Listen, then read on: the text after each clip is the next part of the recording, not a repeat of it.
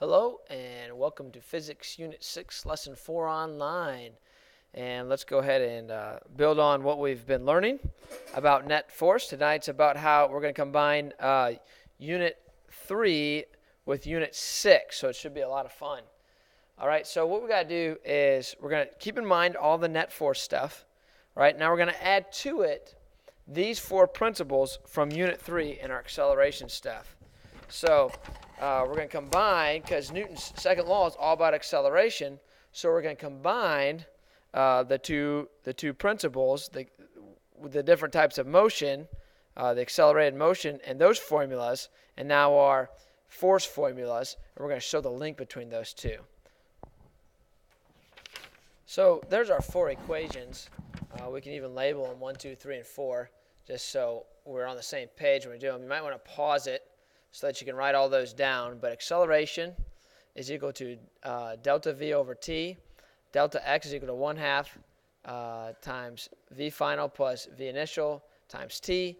And then delta x is equal to vi t plus 1/2 at squared. And then 4 was v final squared equals vi squared plus 2a delta x. Now, I'm going to go ahead and put what each of those variables are. And then I'm going to put units with them to help refresh that. And again, you might want to pause it after I do this so you can get them down. So we got acceleration, delta v, which can again be broken down to v final minus v initial. That's an important fact, as you'll see later on this worksheet. Got final velocity, initial velocity, delta x, which is our displacement, and time. All right, so let's go ahead and try a problem. And again, I'm going to have to do my force stuff first. All right, so let's go ahead. I'm going to model how we should read these problems. Again, one of the hardest parts is to look at all this information, figure out what matters. So I'm going to use text marking, and I'm going to go ahead and underline and circle the things that seem important. And you should you should model what I do in your own notebook. So that you can get the hang of these things. All right. Suppose that a mass of the elevator and its passengers were 1,500 kilograms. Okay, that's a number. The cable snaps, and while you're at the top, the only force opposing the motion is frictional force from the wheels of the elevator by the tracks, which is 9,000. Determine how long it would take for the elevator, starting from rest, to drop 30 floors. All right, and so there's a lot of info, and then assume each floor is 3 meters there. There we go. All right, this makes this problem more difficult. And let's go ahead and just start distinguishing through these.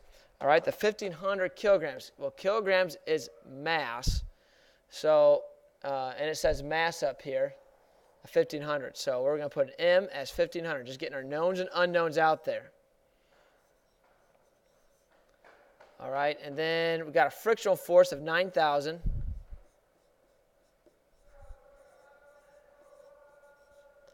Okay, and then how long is a time? Now I'm going to put my kinematic information, the things about motion, over in another column right over here. That way I can keep them separate because it's a little bit different. You got to know when to switch back and forth. That's one of the tricky things about this. Starting from rest, well, that means the initial velocity is equal to 0 here. To drop 30 floors. Well, 30 floors is a distance, and if we look back on our last slide, of which of these variables is distance, that's distance. Oh, but this one has to do with distance, our displacement. They go hand in hand. They're not the same, but we can transfer the language over. So we transfer this language over as a delta x. It'd be 30 floors times 3 floors per meter, which gives us actually a negative 90 meters because it's moving in the negative direction. And, okay, that's it. Now we're going to start with this time here. We're going to work backwards from the problem. Oh, yeah, we need to draw two more things before we start solving this. We're going to draw our force diagram, to proportion, like we always do in our types of problems, and we're also going to draw our velocity versus time graph. All right, so we'll do our V versus T. You have a spot for that. Right? Notice the velocity starts at 0 and it increases in the negative direction. Okay? And the slope of that will be our acceleration. Then we'll go ahead and draw our force diagram. So it says it's accelerating down, so we'll have our force gravity bigger than our force friction, so what identifies it going up. And we know that our force friction is equal to 9,000 newtons. Okay, again, there's a number of ways that we could go about trying to solve this, and you'll develop your own as you get used to following mine. So I always start backwards, and that is how long. So we're trying to find this variable right here, the t right there. And so we need to find some information. Now we know t, vi, and delta x. Now, there is none of these up here, none of these equations down this line has those four, or just those three. We need another one.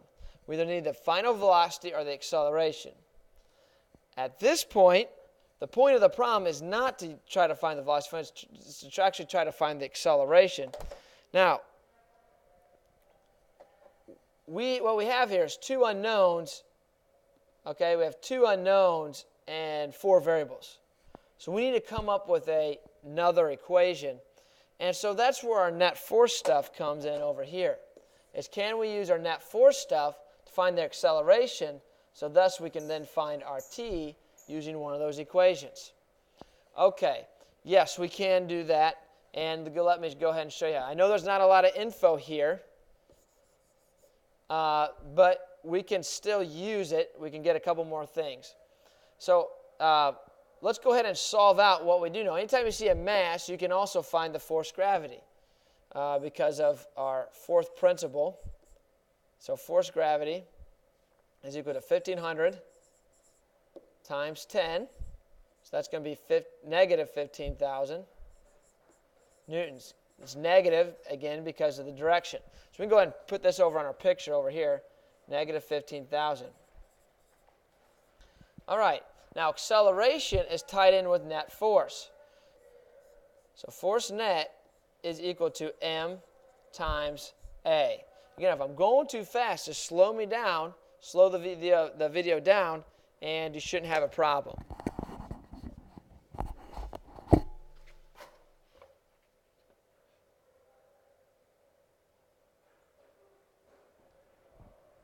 So the other definition of force net, the actual definition of force net, is the mathematical sum of these two forces. So we only have two, so that's going to be negative 15,000 plus 9,000 equals our mass, which is 1,500, times our acceleration. And then we go ahead and solve that, and I'll go ahead and do that for you now. So as you can see, we take negative 15,000 plus 9,000, you get negative 6,000. And then then you divide by the 1,500, you end up with negative 4 meters per second squared. But we didn't actually solve the problem yet. We're just in the next phase of solving it, and negative t. And now it switches back to our kinetic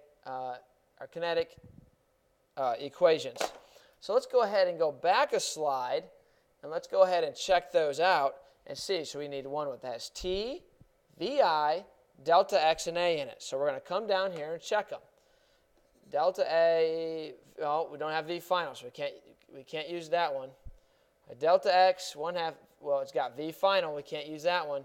Delta x, vi t plus 1/2 at squared. So bingo, this is our equation. That's what we're going to use for this one. So I'm going to go ahead and skip well, I think I can fit this. I'll see if I can fit this on here. Actually, I'll go ahead and add a slide, and we'll just we'll go ahead and go from here.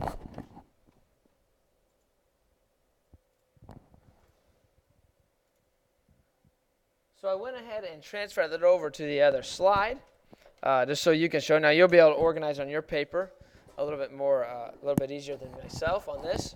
So let's go ahead and use that third equation. So we got delta x equals vi t plus 1/2 at squared. All right, now let's go ahead and plug and chug. So we've got 90 equals 0 times t plus 1/2 times our acceleration of -4 times t squared. Okay, and of course that goes to 0, so we got -90 equals -2 t squared. And when we go ahead and solve that out, when we finish that out, you end up with t is equal to 6.7 seconds. Again, if you need to pause it, do so you can get that work down. All right, there's one more question we're going to ask, and again, it's more of the kinematic in nature. What is the velocity of the elevator as it slams in the ground? So what we're trying to do here is find our final velocity. So we need an equation that solves for final velocity. So if we go ahead and look back at our original slide, okay, we can use any number of these now at this point, as long as it has a final velocity in it. At this point here, this one's pretty easy. It's already solved for us. Final velocity equals a VI plus 2A delta X. We'll go ahead and use that equation. And so we got VI squared plus 2A delta X. Plug in our numbers. That's 0 plus 2 times -4 times -90. All right, and then we'll have to square root that, of course. And when we go ahead and calculate all that out, you end up with a final velocity of -27 meters per second. Okay, good. Hope so. You can ask questions tomorrow in class if you don't get that. Let's go ahead and, or while we're in class actually, depending on when you're watching it. So let's go ahead and try the next one. So here we go. The instruments attached to a weather balloon have a mass of 5.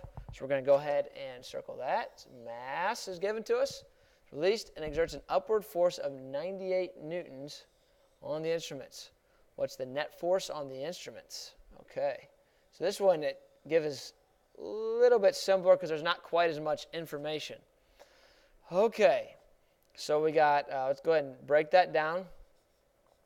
Mass is equal to 5 kilograms. Upward force, let's go ahead and draw the picture of it. So there's a force normal going up. Then we have some sort of force gravity going down. So that force normal is going to be 98 newtons, like so. Again, we can calculate gravity because we have the mass. If you haven't got that far yet, you can figure that out. 5 times 10, that's 50 newtons. Okay, and we're trying to find the force net in this first part, like so. If you would like, you could actually write the values on the picture. That's going to be -50 newtons going that way and 98 going up. And force net, our principle is it's the mathematical sum. So that's, unless you know the acceleration, which we don't, so that's force normal plus force gravity, which is equal to -50 plus 98, giving us a force net equal to 48 newtons for a force net. Okay, so let's go ahead and we got that one checked off. What's the acceleration of the instruments? Again, we haven't had to use our kinematics yet, and that's coming up. So it says, what's the acceleration of our instruments here? And our acceleration then, we're trying to find. Of course, we know the other side of the force net equation. Force net is equal to mass times acceleration. So this is just review at this point. So we got 48 times 5 are equals 5 times A. That means our A is equal to 9.6 meters per second squared. All right, so we got the acceleration. Now the next part is going to jump back into the kinematics, those 4 equations that I retaught or re-went over today. So again, we got to look at that. So after the balloon has been accelerated for 3, so accelerated seems like a key term here, 3 seconds, their instruments are released. What is the velocity of the instruments on the moment of release? Okay, so let's go ahead and break that down. We do know acceleration now. Time is equal to 3 seconds. Velocity, what is the velocity of the instruments at the moment they're released? So this thing's going to go up.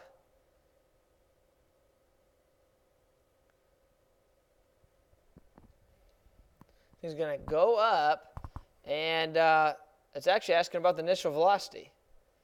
And, well, from our problem, we can assume that if you're going to release a weather balloon, that the initial velocity would be 0. So that's actually our answer. I don't think I intended it to be that way. However, in case you have a problem that's asking about the final velocity, we can go ahead and solve that.